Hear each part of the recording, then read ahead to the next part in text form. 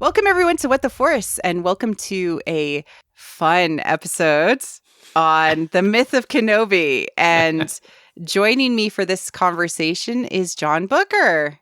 Welcome back. Thank you, Marie-Claire. This is so exciting to me to get to talk to you, but to get to talk to you about Kenobi? Come on. I mean, this is like dream come true status today. I am so excited about this conversation. And people that might not know you. Yeah. Which is most people, let's be honest. You are one of the hosts of the Skeleton Keys podcast and also the creative director of the Joseph Campbell Foundation. I am so privileged to get to co-host Skeleton Keys with the incomparable, amazing Tori Yates Orr. She's an amazing historian that I get to host that podcast with. And I get to work with the Joseph Campbell Foundation, as you've mentioned, and serve as their creative director. A lot of what I try and do with the foundation is to not so much deify Joseph Campbell as much as look at how Campbell's work and the ideas that he was working with apply in our culture and how we can carry those ideas forward. Campbell was always really interested in how people might take his ideas and work and unpack those ideas, which is why he was so interested in the work of other people who were working with similar material. You know, he was a fan of Maria Gimbutas. He was a fan of Marie-Louise von Franz. These were all people that he admired because they were working with this material. And I think the way Campbell saw it was this world of myth is like this giant brick wall that we're all building, and everybody gets to put a brick on it. And Campbell was just as interested in all those other bricks as he was the brick he was putting on the wall. Mm-hmm. Yeah, and he references a lot of other people when he talks about things or a lot of other concepts. I know him and Maureen Murdoch had kind of a back and forth several times. Yes. And, what I hope people understand is Campbell might be the start, but certainly he would never want it to be the end and be all. Never. Yeah. I think he saw himself in many ways as that sort of launch point, for a lot of people. When you look at, especially towards the end of his life, when you look at the power of myth and, especially with that work, he was off the charts intelligent, right? He had written these really complex works of literature. However, he was most interested in bringing these ideas down to a level that the average person could understand it. And that's why I think the power of myth resonates with people still today, is that it's sort of brought to a level that average people like myself can understand it. I only have so much brain power to spend, and I can get it, And Bill asks clarifying questions. Do you mean X? And he's like, well, sort of, more like Y. And he's like, oh, why? And he's like, yeah, why? Yeah, and it, even though you can get it the first time, when you rewatch it, and I highly recommend if you've watched it before and maybe you were a kid or maybe you were much younger when you watched it, rewatch it again, because experience and life lessons and just even consuming new media will help you re-see it in a different lens every time that you watch it. It's fundamental to me, and it's always a great place. It's the first thing I recommend people dive into, because diving straight into Maureen Murdoch, again, of its time, some of the struggles that Maureen talks about from a heroine's journey perspective, specifically with her counseling patients that she was working with and therapy patients, just doesn't resonate with many modern femme people, right? And so it's interesting. I asked this question on our roundtable, and again, it was an interesting question, so you could go back to that episode. But I said, what would you want Campbell to be reading to be influenced by so he could influence Star Wars? And it's such like a roundabout question, but in a way, this is like, that question was, I know Campbell wouldn't have stopped consuming new things. That's right. Incorporating that into his understanding, and nor should we. Right. That's exactly right. Anytime with anything, we put a period at the end of the sentence when there should just be a comma, we've really done a disservice to whatever comes before that comma. Mm-hmm. Comma in the English language is meant for us to pause, right? We pause and we consider that for a moment. But then we keep going, right? Yeah. The understanding keeps going. And I think in just about anything in life, when we put a period as opposed to a comma, we've rejected learning and we've rejected the possibility of what is to come. I sometimes frame it like this.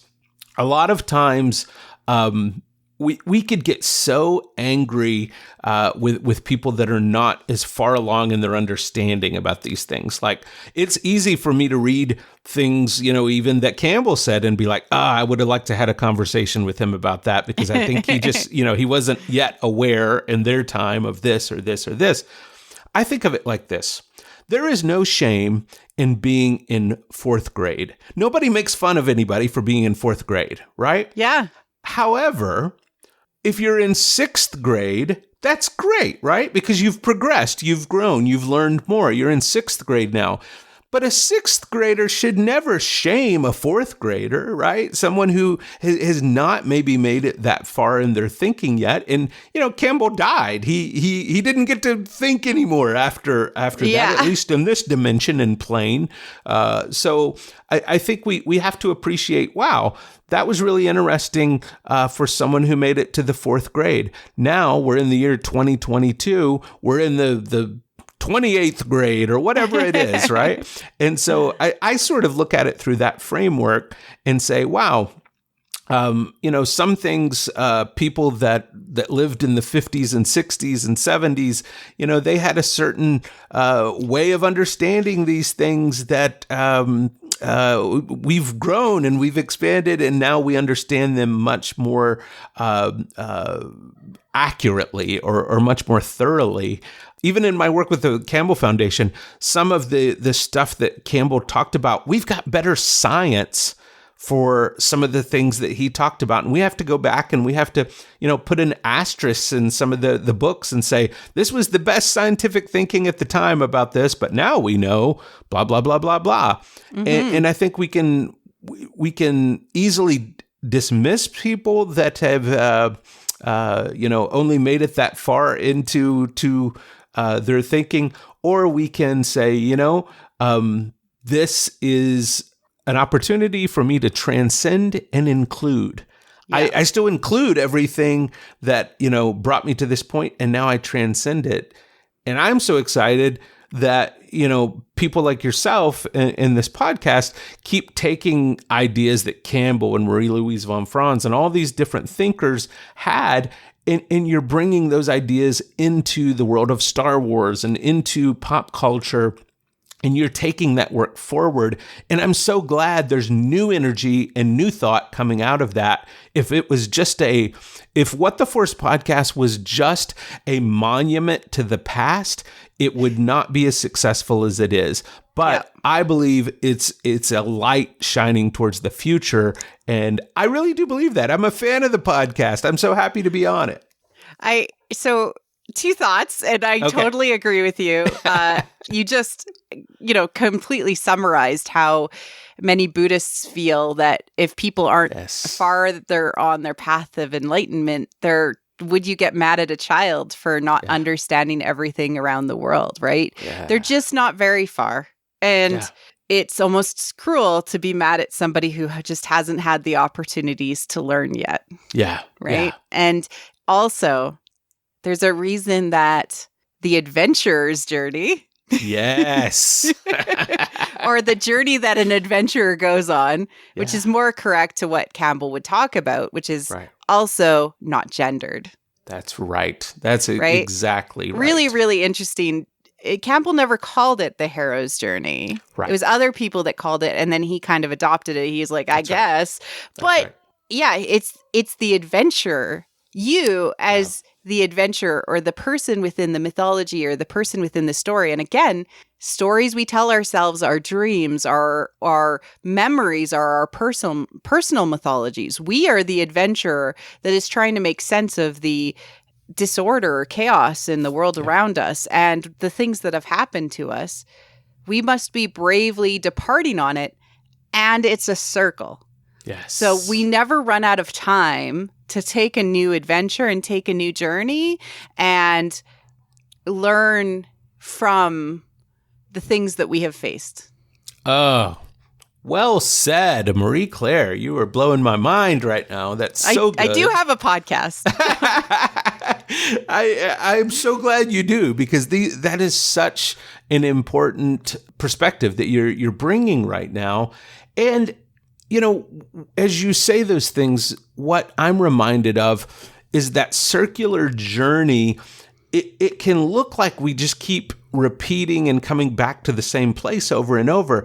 But actually, if we turn that circle on its side and lay it flat, what we're actually doing is we're creating that spiralic journey. It's a spiral that we're going deeper and deeper.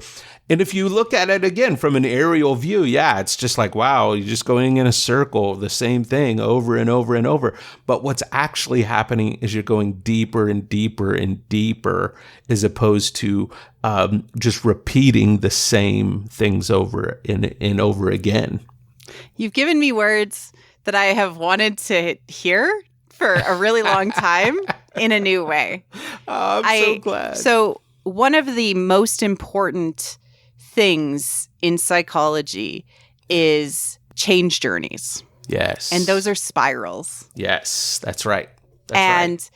To go deep into the self, at some point you're going to slip and you're going to go out.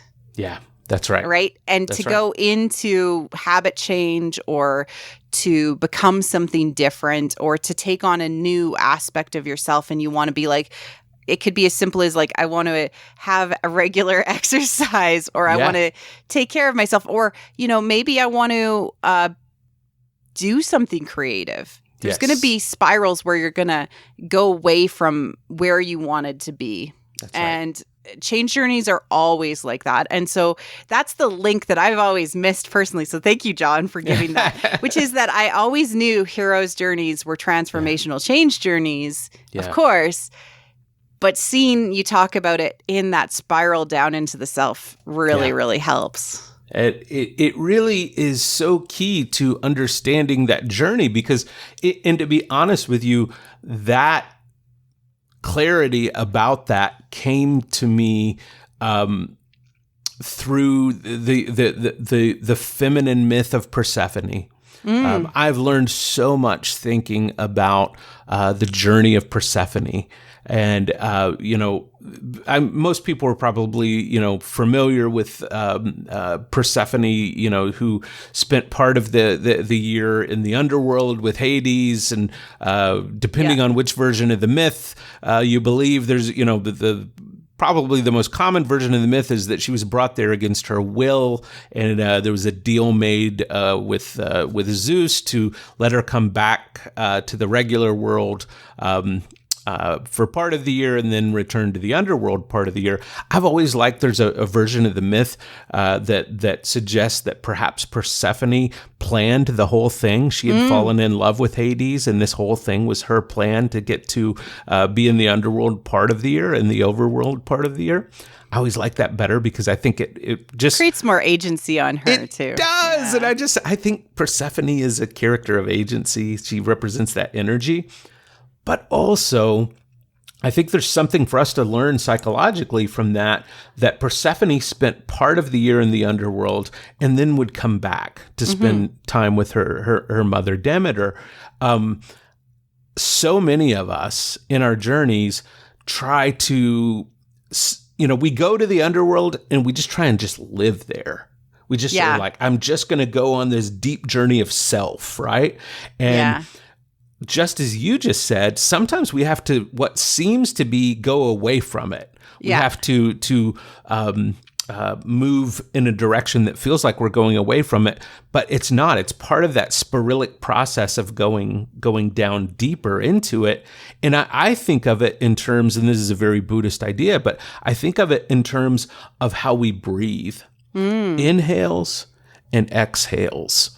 And the journey of self involves the inhales that can cause us to lose our breath and can cause anxiety. Do you notice if you take a deep inhale, your body tenses up and the anxiety that's there?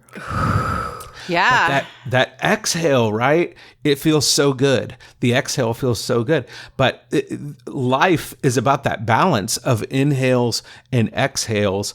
It's also something here, when we get to talking about Obi-Wan Kenobi, that I think we'll see throughout this series is inhales and exhales. And I'm not just talking about the pacing of the story. I'm talking about with the character development of inhales and exhales. There's moments of inhales that are refusals of the call, right? Or that are like, you know what? You've come out here to the desert looking for this Jedi. Please go away. Obi-Wan Kenobi doesn't exist anymore. Don't, just leave me alone, right? Yep. And then there's these exhales of, you know what? I'm going to save this little princess and do what I need to do to get her to safety. And then there's an inhale that it's like, maybe this princess doesn't need saving at all. Actually, maybe she's going to be more my salvation than I'm going to be hers. She's over there fixing the situation in ways that I never could. So there's this constant inhale and exhale that's going on, even with the character of Obi-Wan Kenobi. I don't mean to just transition to the show, but I think the concept is seen there too. Yeah, and I think that having multiple ways to describe what you go through in this journey. Yeah. Right? Yeah. Like Clarissa Piccola Estes would call it life, death, life cycle. Yes. There's a period of time where you are sort of spiritually dead. Yes. And if we were to look at like the whole Kenobi journey. Yes. And I do think that what happens in Obi-Wan Kenobi is maybe the most fascinating compared to like the Clone Wars. But if we look at the whole thing, he goes from, all the way from his departure call to adventure in The Phantom Menace. Yes. All the way to the end of a journey, the Master of Two Worlds in A New Hope and beyond. And beyond, right. And beyond. Yeah. I think like very quickly, the call to adventure is the fact that he believes that the Jedi and the Republic are good. Yes.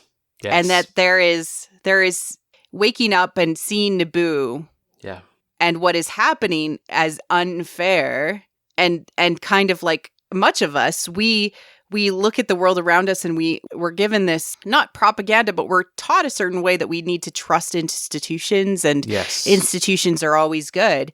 Yeah. He learns institutions are not good necessarily. Yeah. That's right. And part of that call to adventure that some people gloss over is the call to adventure often is simply a dissatisfaction with the status quo. That you've something feels off. That's right. Yeah. Exactly. And I think that's exactly what we see with Obi-Wan Kenobi is there's a dissatisfaction that is unbearable to him. He can't we see he's a guy who actually is very capable of going off and isolating himself and having nothing to do with anyone when he finds the situation to be difficult. Mm-hmm. We see this in his character over and over, right? Mm-hmm. So the fact that we see, when this call to adventure occurs with his character, the fact that we see him actually unable to resist, but that he must actually address this dissatisfaction that he's feeling, that is worth noting, and it's powerful because we end up learning he's very capable of rejecting the call. Which is, again, a part of that, adventurer's journey, is that rejection of the call. And Obi-Wan Kenobi is a character that he can reject the call. He has no problem rejecting the call. I think it's really important to say that, like in the Obi-Wan Kenobi show, it is a full hero's journey. Yes. But then his entire life can also be looked at as a full hero's journey. Yes. In the show itself, you see all of the steps, and then you can see all of the steps if you look at his whole journey. But the show itself focuses on sort of where he starts, which is, if we were to look at his whole, again, life that we have seen, at his catabasis, which is that he doesn't realize things are wrong, but yet he kind of itches and he knows it's wrong. Yeah. Well, the powerful thing there that I take from what you just said that's so intriguing to me is I think about Obi-Wan Kenobi on this micro level of this season of the show. I think about him on this macro level of this long journey from, episode 1 forward. And then I think about the fact that we often associate an archetype with a particular character. This character embodies this archetype. And the very first time that we meet Obi-Wan Kenobi in episode 4, he is like the greatest example of this mentor, wise old sage archetype, right? But I think what's brilliant about the character of Obi-Wan Kenobi is how seamlessly they're able to move him out of that mentor, wise old sage archetype into being the hero archetype, right? He moves from one archetype to another quite seamlessly, in the same way that we see Leia's character now as a child. I love seeing Leia as a child, and this goes back to a lot of Jungian ideas, about the senex and the puer, and this puer energy of the child. We see Leia as this puer energy of the child, but later we see Leia develop into this heroine, right? Archetype. And then also we see Leia later develop into this the mentor, right? Or even sort of semi good crone-like. They've never really allowed her to be like Baba Yaga or dirty or like, like they, and she even isn't allowed really to express her grief, which I struggle with personally. Absolutely. But, yeah, exactly. And you made a really interesting point before the show, and I did want to bring it up, which is that it's very mythological to sort of have the handoff of generations. Yes. Right? To see the cycles where somebody starts out and you literally see them as a teenager, like Obi-Wan. Yeah. And see his entire life and see him become the mentor and see him fail and see him take on next steps. And, our hope is that we actually see some of our heroes have the freedom to live a peaceful life somewhere. Well, I love that you have raised this, because you're absolutely right. Mythological traditions, from the Mahabharata to the Judeo-Christian tradition that we're more familiar with in the West. And I'll pick an example from that because a lot more people would be familiar with it. Look at the character of David in the Judeo-Christian myths. So this character of David, we learn of when he's a young boy. He goes and he slays this giant Goliath, right? And this is where he begins. Then we follow this character up through his young man hero phase where he's a warrior. Then we follow him into where he becomes the king, and he becomes the king, that rules over the land. And then we follow him up to where he's the old man king, and he's kind of this staunchy, mean old king. And then he dies, and his son Solomon becomes king, right? And then we see Solomon's whole journey.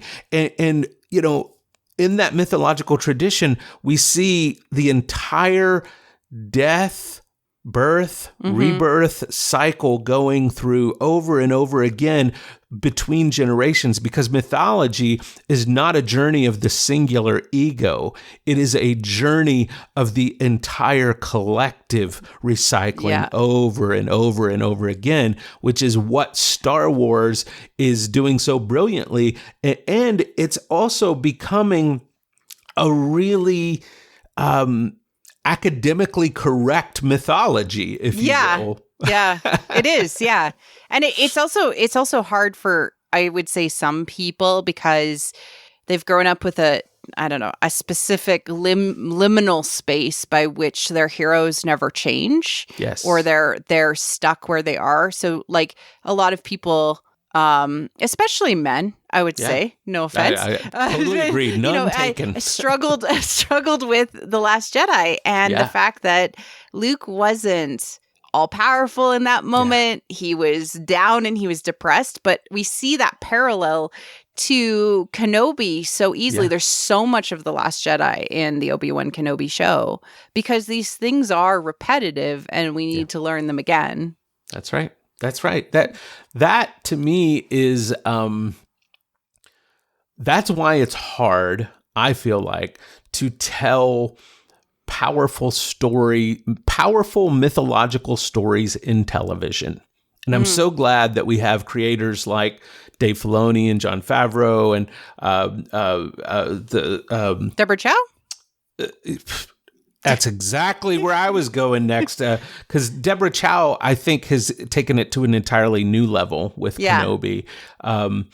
Honestly, it's so difficult to make that work in television, because we want to see the characters stay the same. Let's take it out of Star Wars for a second. Let's take it to another nerd culture. Look at the superhero genre. Look at everything from Batman to Spider-Man. I give love to DC and to Marvel there. In essence, we know who those characters are, and they are never going to fundamentally change. Like we see little moments of growth, right, in these characters, but they never fundamentally change who they are. And Star Wars is not quite as confined by those things. Yeah. Star Wars has sort of built its ethos on the fact that we learn, wow, you mean to tell me Anakin Skywalker was once the hero? Anakin Skywalker once a child? Right. Once a child, an innocent, compassionate child? Yes. Yeah. That's... Yeah. And, in Kenobi, I know that a lot of people may, disagree with this or give me flack, but I was probably the most interested in Third Sister of all the characters, because... No. Of course. Because she not only, to me, seemed like the most complex character we've been given in the Star Wars universe by, this experience that she had as a youngling. We're also seeing like 3 different phases of human psychological development, all trying to be worked out at the same time through the same character in the same show. Mm-hmm. Now, this, again, I'm quite sure we can tip our hat to Deborah Chow about, because or the writers also. The writers, absolutely. The writers as well. Yeah. I mean, but it's incredible to watch Third Sister move through this angst about, there's the moment when she has the opportunity to destroy Vader, right? Yeah. And she's behind him, and she's like, all right, this is my moment. I'm gonna take it. This is what it's all boiled down to for me, right? And we feel the intensity of how many years she's waited for this moment. And then to have it snatched away from you, and him to turn around and be like, did you honestly think I didn't know, that you... It to me, it's one of the most human moments in all of Star Wars, because how many times have I spent years moving towards some goal that I had, and then when it came down to that exact moment, something is snatched away and I realize, oh man, I was so focused on achieving that goal, I missed the bigger picture of what was actually happening here. And it was such a complex moment. How did that moment land with you when you saw it? What I was really struck by is that in many ways, Vader is both the shadow of Obi-Wan and Reva, right? Because of, and Anakin specifically is the shadow of both of them. Yeah. But in that moment, Reva is standing as the shadow to Vader. Yeah. And she is, the universe stops her from becoming Anakin. Yeah. Yeah. Like, or Vader, right? Yeah. The universe multiple times in a Deus Ex Machina kind of way will not allow her to become Darth Vader like he was. Yeah. And it all enables her to be able to give the elixir to Luke, compassion to Luke, and thus Luke can give compassion back to his own father. Yeah. Oof. That, as you were saying that, it caused me to reflect here for a moment just on... It caused me to reflect on, the true nature of an antagonist, because when I found out, that she was going to be the antagonist in this season, I was curious to see how the writers would unpack this. And honestly, I'm ashamed that I forgot some of my story training around antagonists, because so often we think about an antagonist as wanting the exact opposite thing that the protagonist in a story does. And that's so not true. In a good story, the protagonist and the antagonist want the exact same thing. So the protagonist and the antagonist in this story both want to stop Vader. Yes. They just have two different means of going about it. One could argue that Anakin also wants to kill himself. Ooh. Now we're getting into it, aren't we? I mean, I think you're right. He said it multiple times. Yeah. So we got to believe him. Yeah. Well, so we do got to believe him. Because Reva is an anima of Vader in the story. Right. You're right. He is. It's Reva is Anakin's femininity, the thing that he has had to kill to become Vader, and the thing that is trying to kill Darth Vader. You are blowing my mind with this Reva's anima, because I had not thought of that, but you're 1,000% correct about that. And they made her his shadow in that moment. You're right. Wow. Okay. Now my mind is officially And they're in blown. a cave. They're in a cave. Come on. Oh, wow. Yeah. No, now, and I'm just exploring this with you here as we talk about it. I haven't thought about it. This is fun. Yeah. Yeah, right. So in the final episode of the season, this big epic, lightsaber battle between Anakin as Vader and Obi-Wan Kenobi, there's like three moments here that strike me in that battle that I think connect here to what you're saying, and I'd be interested to play with you around these ideas here. I love it. One is, in a sense, maybe Anakin / Vader. Now, let me rephrase this. Maybe Anakin is witnessing a battle between Vader and Obi-Wan Kenobi, that he's actually rooting for Kenobi to strike victorious. But there's another part of me that says, no, at the beginning of that battle, Anakin's ego is unbelievable, right? He straight up tells Kenobi, this is not going to end well for you, pal. Symbolically. Yeah. It's that his ego and his persona have merged. Oof. Right? Because his persona is represented by the Vader mask. So the mask that he wears on the outside.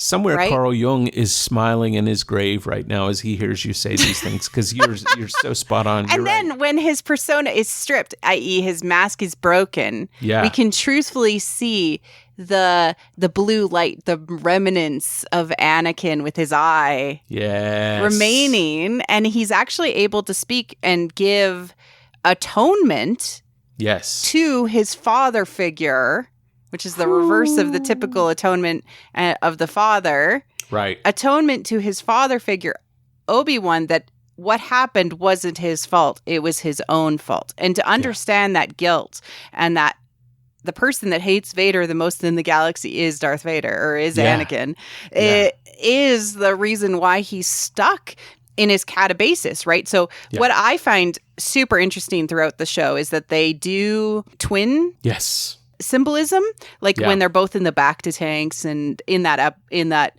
episode where they end up in the caves, and they do twin symbolism, and it's like Castor and Pollock, right? Like the idea that they are both at the same place at the same time in their journeys, and Obi-Wan, through atonement and apotheosis, is able to finally move past that point so that eventually he can give the lessons learned to Anakin's own son so that he can give it back to him. Yes.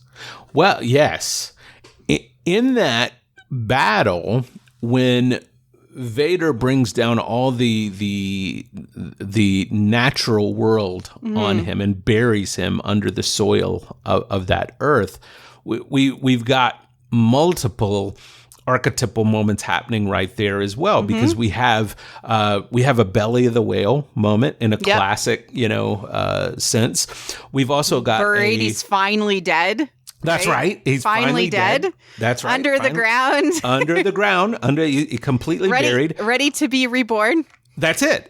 We've got the actual death and rebirth that is witnessed. And after the rebirth, there's this moment that we see Obi-Wan actually begin to control the nature around him, where he raises up, the trees and the limbs, and suddenly powerful. He's suddenly powerful, right? He's got that demigod connection, right? Absolutely. To the Force. And that's where what happens when you actually are able to get your shadow and understand what's happened. Yes. And fully understand it. You become integrated. You become whole. And that means that there isn't pieces of you that are fighting against each other, like what's happening with Anakin and Vader, in that there are pieces of himself that he's not whole. He is, in a bell hooks way, emotionally mutilated. Yeah. And how you move past that into wholeness is by understanding the things that have happened to you, your shadows, your darkness, the things that you're projecting out there in the world, and bring them all together in some ways. A lot of people that talk about the hero's journey talk about it as putting order into chaos, right? Like you're putting, I don't know if it's that. I don't know that you can ever really, become cool and like ordered with your darkest desires or the things that you've done in the past, but you can understand them and you can move past them or put them in the right place in a Bly perspective, right? Get your garbage bag in order. Get your garbage bag. I think you've brought up something that is so key for people to understand, I think, about, any sort of monomyth related idea. And that is, that when Campbell identified the monomyth, he wasn't trying to present it as being prescriptive. He was presenting it as descriptive, saying, this is what I see happen in this journey of all these people looking back. He wasn't trying to say, so you should go, try and do this, and then you should go try and meet your mentor, and then you should go have a meeting with the goddess. He was saying, no, this is how things tend to unravel as we journey through the individuation process. Yeah. Right? This is just sort of what happens. And you can, when these things arise, you can be like, oh yeah, I see this is happening. But so many people then try and put a hand on that and I think manipulate the process and drive it. And that's always a mistake, I find. Yeah. There's this line, it's not the work that inspires, it's the creator that absorbs. Yeah. Like how you know that it's going to speak to your brain is that the creator isn't trying to use the template. They're trying to speak from a deep part of themselves that needs to speak. And then it will speak to the deep part of you. And that's why what I call resonance, right? Like it's resonating with me because I can feel it deep inside. I always know that's the case when I have weird dreams after I've watched a piece of media. Yeah. But like what's really important about Kenobi himself is that through his whole journey, like anytime we've seen him on screen, and I'm only talking about screen time, including, the Clone Wars, which is really his road of trials. There is no doubt. But his entire screen time it shows how a person downfalls. Yeah.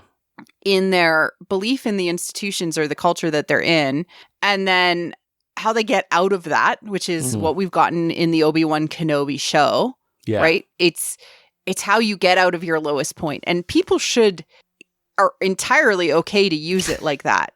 Right? If you need an example of how a person gets out of just cutting desert manta ray in the desert and becomes like, I joked in my pre-episode where I was like, this is what he's going to go through. He's at his catabasis. I don't know, where he's going to get probably to his apotheosis, but I'm happy to see he got to the ultimate boon. I said, this is how Obi-Wan Kenobi gets his groove back. And that's really what this is all saying. And then how do you go on to give that to others? Because one thing that's really, really important about what Campbell was always talking about, the description aspect, is that how do we make the internal externalized? Yeah. And that's the return. That's the post Obi-Wan Kenobi show. Yeah. Is A New Hope, and then, how he's mentoring Luke later on. Absolutely. That's such an interesting question, of how do we, get that back? And this is where I think Obi-Wan Kenobi as a show does this really fine job of balancing asking profound questions with trying to demonstrate how people get their groove back, or how people get, it's nice because it's not preachy and saying like, well, here's the answer for everyone, it asks these profound questions that sometimes we don't get great answers for, but it also does show how people move forward within a journey. And that's, in some ways, I think part of the strength and the power of the show, at least for me as a viewer, in that it shows me respect as a viewer by not giving me simple answers, but still showing me a bit of a roadmap, forward. It's show, don't tell. Yeah, exactly. Right? Yeah. Exactly. Yeah. And that's really, really, it's what, George doesn't like to talk about what he's trying to do. I think he should, personally. He does occasionally. And Dave Filoni also doesn't like to talk about what this is doing. Right. And so I guess this is why podcasts like mine exist, to say this is what this is doing. But they want you to feel it. Yeah. Right? They want you to feel it. They want you to embrace the story, because then it's you're walking the journey with the character. Yeah. Yeah. So when we are disillusioned with our institutions, and Obi-Wan Kenobi has anti-institutional, all written all over it, right? We're disillusioned with the institutions that have fallen apart for us. Yeah. How do we pull ourselves back together as an individual and then understand that we have a role in the larger galaxy and return to help others. So here's my theory. I'm going to just float a theory at you. See what this brings up for you. I believe Dave Filoni has this really interesting subtext. And I say Filoni in particular because, again, we look at who are the through line voices in The Mandalorian, in Clone Wars, in Obi-Wan Kenobi. And so I'm going to stick it to Filoni, but maybe it's somebody else. But here's my theory. I think when we look at, let's start with The Mandalorian. When we look at Grogu being the boon that is brought back to the community, we could say in Obi-Wan Kenobi, it is Leia that is the boon that is trying to be brought back to the community, because in the same way that the Mandalorian is trying to bring Grogu somewhere, Obi-Wan Kenobi is trying to take Leia somewhere. He's trying to get her somewhere, which is characteristic of the boon. So could we say then that Filoni in the subtext is saying the boon in the journey of humankind is our humanity? That's what must be brought back to people. Even Grogu as a character represents, in my humble estimation, the purity and innocence of our humanity. I think it's not lost on me that Leia is a child, Grogu is a child. So we keep having the child brought back. And I know why. Tell me why. Okay, I got a couple of thoughts. So help me, Marie-Claire. You're my only hope. Yeah, there's a third show that is also doing the same thing. Okay. But The Bad Batch. Bad Batch. How could we forget Bad Batch? So I call this the masculine nurturing fantasy, right? Instead of Unpack that. Instead of the female power fantasy. Yeah. Oh, right? Wow. Yeah. Right. So in a Bell Hooksian kind of way. Yeah. What they are saying is, and Giancarlo Esposito actually said this straight up on stage, so I know somebody said it to him directly. He said, I am excited to reconnect with my inner child, just like Grogu. Okay, so what are children like before they are, I don't know, emotionally mutilated by the patriarchy? Yeah. They love. They're like Anakin. They are nothing but love and compassion. Yes. And what we are saying to primarily the men in the audience is that you cannot be separated from your emotions. You have to love. You have to care about the next generation. You have to care about the inner child within yourself that was never allowed to love. You're going to make me cry on this podcast. Is that your whole goal, to bring me here and make me cry? That is so beautiful. That's so beautiful. That I think you're spot on. Yeah, because who needs to hear this message better than male Star Wars fans? You know, that you cannot be just all about. And it's one of the reasons I have problems with the Luke hallway scene in the end of Mandalorian season 2 is Luke himself would find another way. I feel like that was just a very, and one of my problems with Mandalorian in general is that it takes the humanity, it takes the feeling lens out of the conversation, because everybody is essentially an action figure. Even the characters that have faces and are alien, we got different bounty hunters in Book of Boba Fett and everything like that. They're voiced and they're, everything is kind of like puppets. And that is a method, but you see the difference in a Deb Trow storytelling when we get emotions on characters' faces, even with Ned B, the robot, right? Yes. Because of the body language, we feel Ned B's emotions. And so that's where what Joey Salloway would call other gaze is really, really important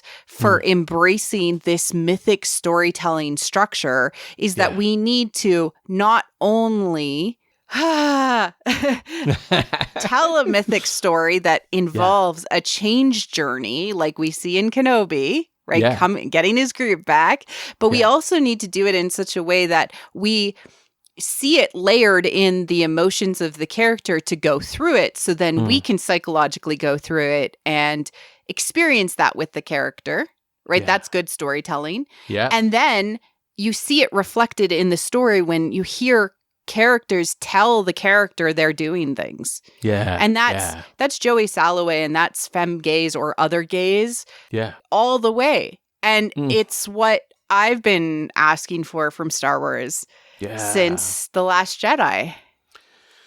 Because it will resonate. It will resonate faster if you tell it on multiple levels like that.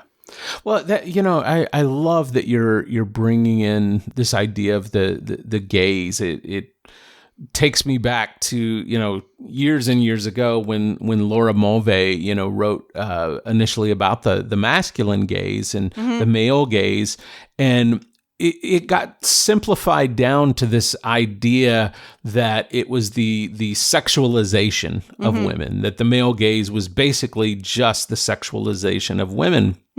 It's actually a objectification of all. That's it. That's exactly it. It's not. You're not a person. You are an object. Well, and that's what I love. What you were saying about the Mandalorian of turning everyone into action figures is there is aspects of what that male gaze then is at its core suffers from. But we get really good episodes in the Mandalorian universe when they are directed by women. Oh, like Bryce Dallas Howard. Bryce Dallas Howard. Yeah. Absolutely. Stephanie Green. Deborah Chow. Yeah. Isn't it interesting? Now, see, I have a question for you then. Of the future Star Wars stories that will be told in the future, is there an existing femme representing character that you think has the most potential to be unpacked by a femme storyteller in order to explore this on the next deeper level? Yeah, or does it need to be a fresh start, a new character altogether? I'm most excited for Acolyte because I respect the showrunner so much, and also probably an exploration of darkness, which is rare for women in Star Wars. I'm digging into that right now just to be able to record on that. But I have concerns about Ahsoka. Just because she tends to be personified, and I don't know if it's because she's literally in a way Dave Filoni's baby, metaphorically his baby, but literally his child. Like, right. And she tends to be infantized even as a grown ass woman. And that's fair. I don't know. Right. And in general, it depends on what sort of lens is being used for her.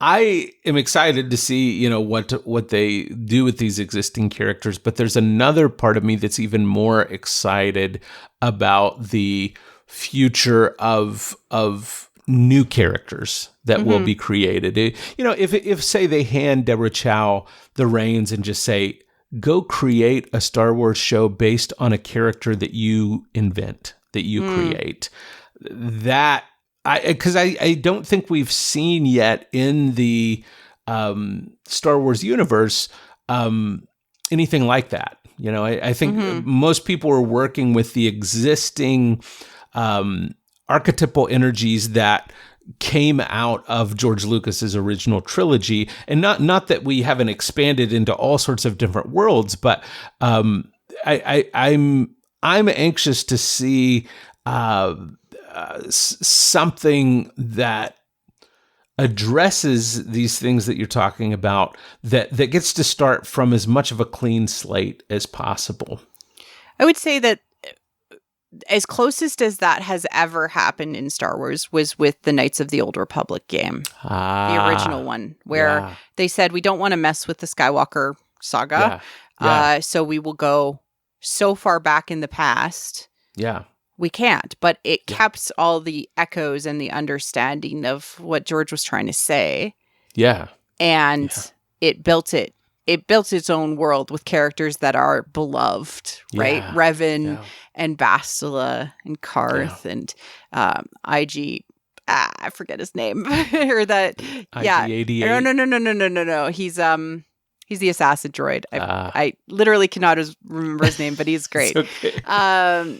But that sort of idea, and truthfully speaking, I think if they go back in time and tell the Jedi-Mandalorian War, or the Jedi and Sith split, or something along those lines, which allows them to lean more heavily into fantasy, because I feel like they've gone more horror science fiction, especially with time, with cloning and with the body horrors of Sith arts and stuff like that. Like it feels very science fiction-y sometimes. I think that it could go sort of high fantasy Star Wars, and that creates more opportunities to lean into emotionality of storytelling, which would tell new journeys that tell the same thing, but from new perspectives and new interesting plots. And you could create new beloved characters from scratch, right? I like what you say there about bringing in the fantasy genre to go back and tell those stories, because I think I loved, the Western genre getting, intermingled into, the more recent Star Wars stories that, is greatly a result of, we know Dave Filoni wears the cowboy hat everywhere, right? He loves Westerns, right? But I think, the genre of the Western is amazing, but it has its limitations too. And I think going to the fantasy genre also will open up the feminine in some very different ways, where sci-fi tends to lean into a lot of masculine energies and technological ideas, where fantasy, I think, opens doors of possibility that sci-fi is just not going to open. In Western storytelling, most journeys end at the refusal to return. Right. You never have the healing of the community by the hero and the freedom to live. Yeah. Yeah. And that could be because George was so influenced by the Searchers and other Western storytelling. But then he got past that in Return of the Jedi and allowed Luke to live. Yeah. Yeah. Right. So I don't know. Why fantasy? Fantasy tends to at least be more psychologically archetypical, leaning into mother goddess archetypes, because a lot of femme magic comes from that, right? And so also you can bring back really cool concepts like the Night Witches, which are dark feminine, and also just natural power, which is uncontrollable and like by men, right? And so that's another reason why I'm really interested in the Acolyte, of course. But with fantasy, you can lean into Campbellian concepts of like how he explored the Knights of the Round Table and Percival, Tristan and Isolde. Like you could have like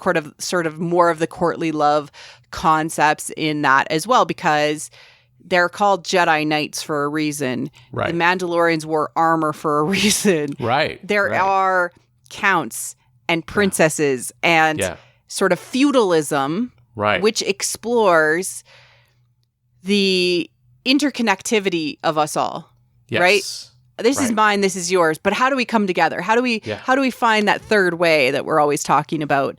And it just creates like a really rich and interesting place to tell stories that does not rely on what your name was and who your dad was. Yeah.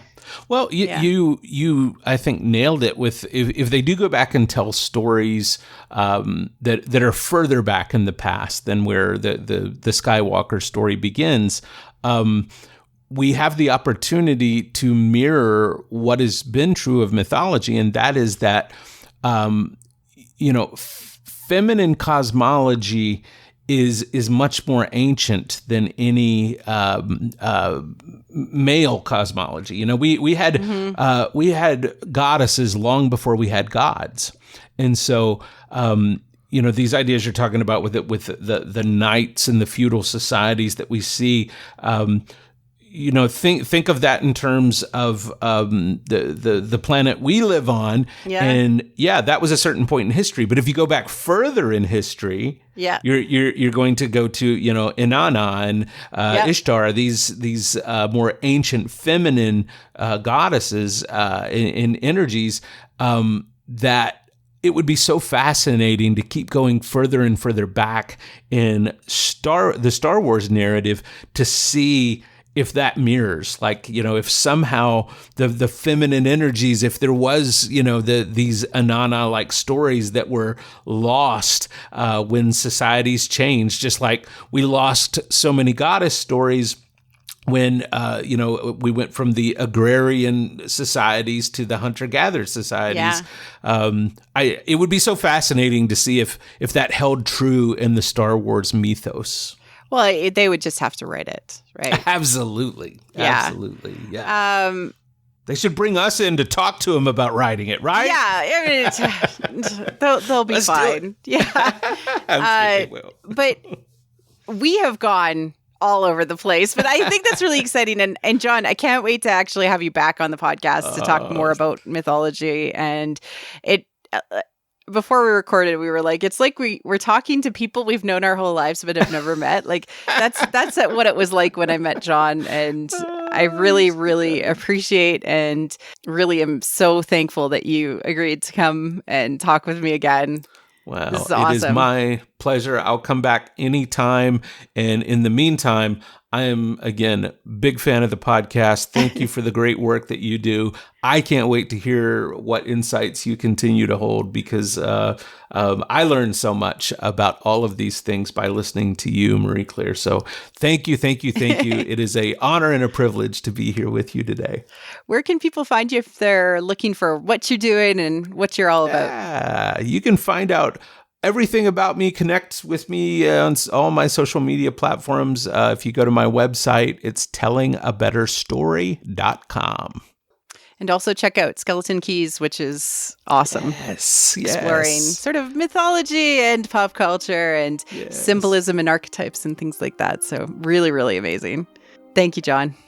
Thank you so much. Thank you for listening to What the Force. I'm Marie-Claire Gould, your host. Our music is provided by Christy Carew for What the Force. We have a Patreon at patreon.com/whattheforce. We would like to thank all our patrons, especially those who love and are obsessed with What the Force. Cheryl, Melody, Night Huntress, In Wild Space, Felicia, How Rude, Anna Perez, Neil, Joe Allen D, Christian Luca, Josh Johnson, Scott C, and Susan. Make sure to like and subscribe on YouTube or leave a 5-star review on iTunes or other pod apps. It helps people find the show. Check out our other channel on YouTube, What the Fiction. You can connect with us on Twitter at WT Force Show, What the Force Podcast on Facebook, and our website, whattheforce.ca. We also have a Discord. Links are in the liner notes. Feel free to reach out and start a conversation. Cheers.